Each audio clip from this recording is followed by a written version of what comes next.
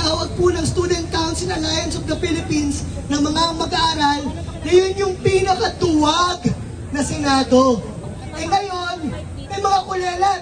Yung ibang tuwag, graduate na rin at hindi nakapasok sa bagong semester ng 20th Congress. Kasi nakita ng kabataan, nakita ng estudyante, nakita ng mamamayan na hindi sila karapat-dapat sa naging performance at grado nila last 19th Congress.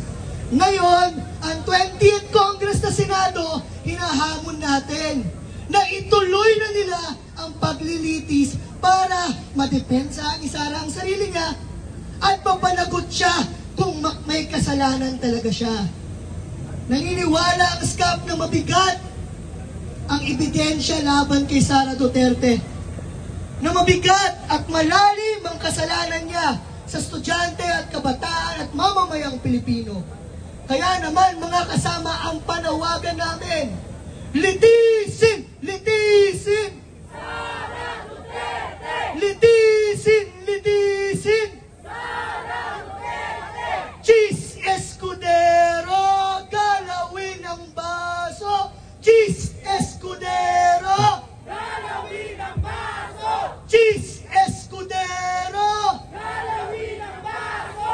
Kung hindi nyo to gagawin, ang magpapanagot sa inyo ay nandito sa labas. Ang estudyante, ang kabataan, at sama-samang puwersa ng mamamayang Pilipino. Mga kasama, uphold the Constitution! Impeachment trial now na! Uphold the Constitution! Impeachment trial now na! Ituloy ang paglilitis, huwag i-dismiss!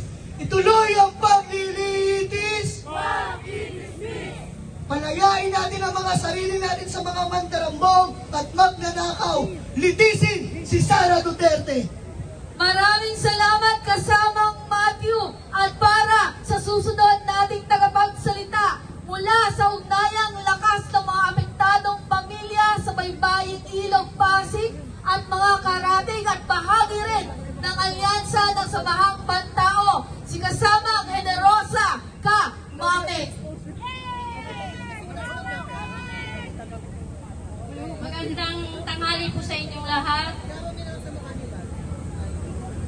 Ako po si Kamameng, ako ay naririto bilang isang leader, maralita, isang boses mula sa hanay ng pinakakulelat ng ating lipunan, subalit hindi kailanman nawala ng dignidad at paninindigan. Naririto po tayo ngayon upang ipahayag ang ating kababaala sa pagkadismaya sa patuloy na pagbibinbin ng proseso ng impeachment laban kay pangalawang Pangulo Sara Duterte. Para sa amin pong mga maralita, ang usapin ng hustisya, pananagutan at katotohanan ay hindi simpleng legal na usapin. Ito po ay deklarang kaugnay sa aming pakikibaka sa araw-araw. Sa bawat pagkakataon, pinagpaliban ang paglilitis sa bawat pagkalulong sa sinumpaang tungkulin ng mga institusyon, kadagdagan ang pagkadurog ng aming tiwala sa sistemang panghustisya. Paano kami maniniwalang may hustisya para sa maliliit kung ang mga kapangyarihan ay tila may kapangyarihang umiwas sa pananagutan? Hindi po ito simpleng usapin politika.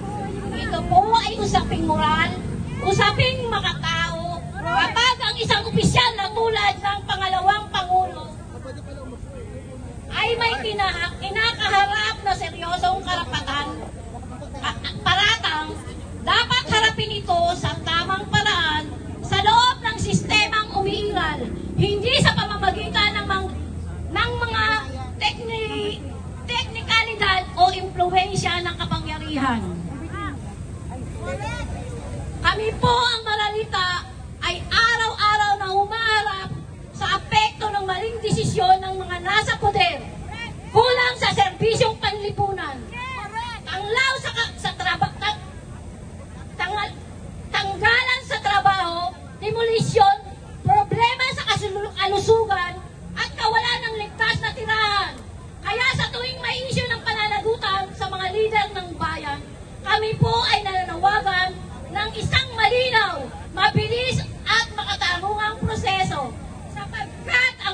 pananagutan ng mga pinuno ay salamin ng respeto sa pamamayan. Kung ang presidente ng Pilipinas ay kayang ipapatay ni VP Sara, at ganun din po, kaya niya nang magtatag ng AJK sa Davao. Kami pa kayang mga ordinaryong mamamayan ay kayang hatulan at parusahan agad-agad. Bakit tila may special na pagtrato kapag opisyal ng gobyerno ang sangkot at hindi iba't ibang at hindi ba't pare-pareho tayong saklaw ng batas? Kaya kami po ay nananawagan sa Senado bilang impeachment. Naku na nanginginig. Itaguyod ninyo ang inyong mandato, patunayan ninyo sa sambayanan ng hustisya ay hindi lamang para sa mamamayan, kundi para sa lahat, lalo na para sa aming mga matagal nang pinabayaan.